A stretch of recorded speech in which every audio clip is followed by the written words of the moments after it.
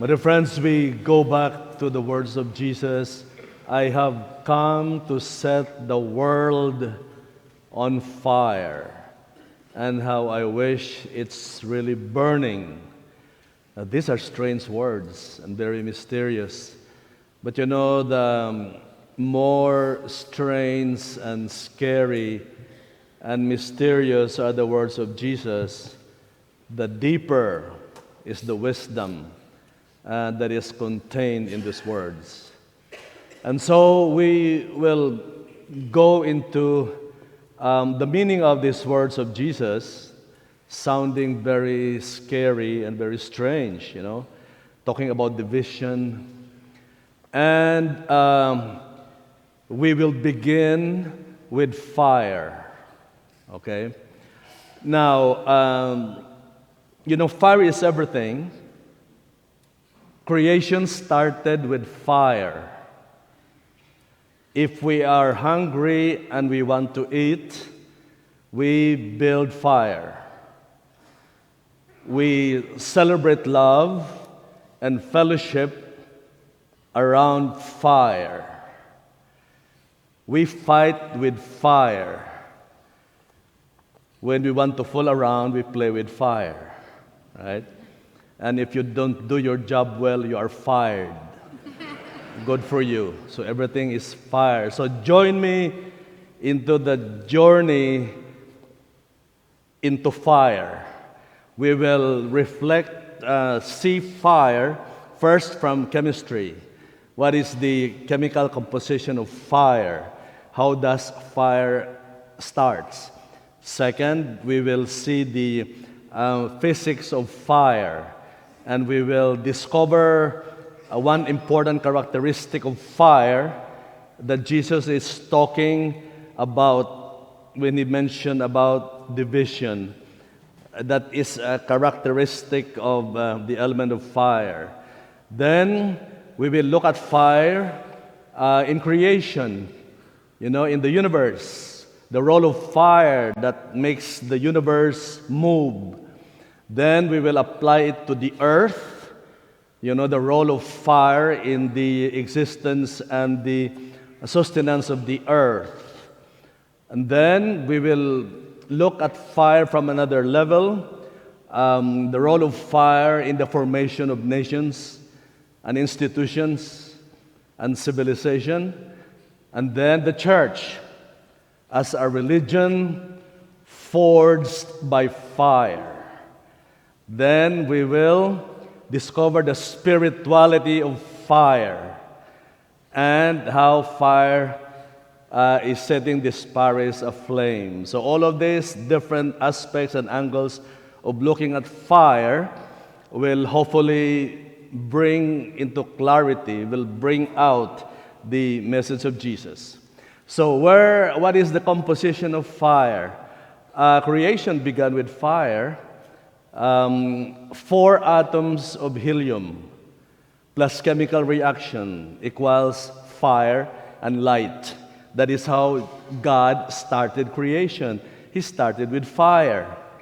And then, one important characteristic of fire is it purifies. When you want to purify something, you melt it. Subject it to fire. Purification essentially means separating the real from the fake. Okay, that's how you purify gold. You separate the real from the dirt, or the dirt. You distill water, separating the pure from the dirty water. So that the element of fire, it purifies by division. Now you can look into the words of Jesus. It's coming very clear. I have come to set the world on fire, and I want to purify the world, and it will involve separating the real from the fake. Okay? Now, what is the role of fire in the universe? We will discover the law of thermodynamics, they call that in physics, where there is fire, there is motion. Formation of the stars begin with fire.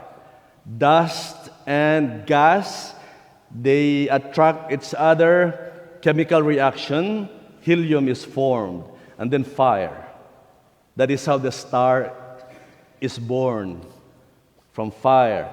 Now the earth is very important. Without fire, the earth will turn black, and then all motions will stop.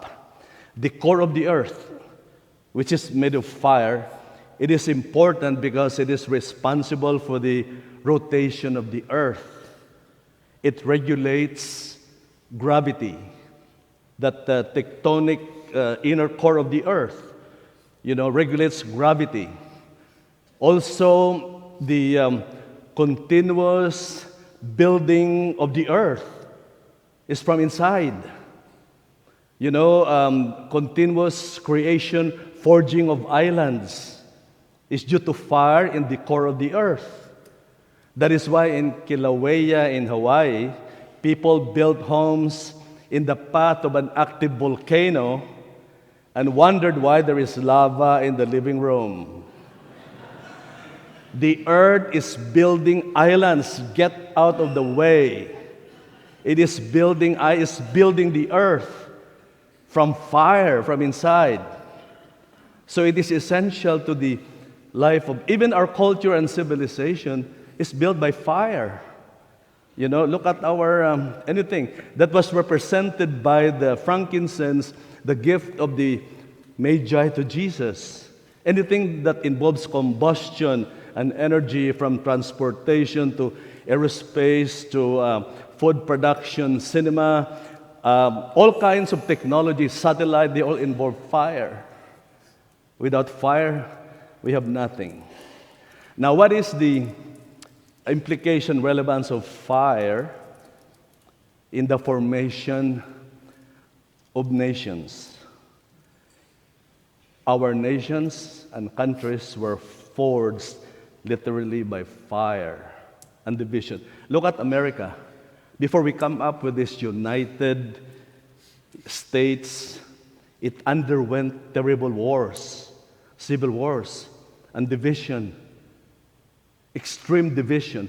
Only then that when people were purified, they realized we have to stop fighting and live together in peace. Only after division and terrible fire and wars. We can only enjoy peace and unity if we undergo purification. Even other countries, look at France and Japan, all of these countries underwent terrible wars and division, but they learned from these experiences. They discovered that we can enjoy peace and unity. And that is precisely the spirituality of fire. Even in ourselves, if you want to purify the body, you subject the body to fire. Exercise creates oxidation, purifying your body.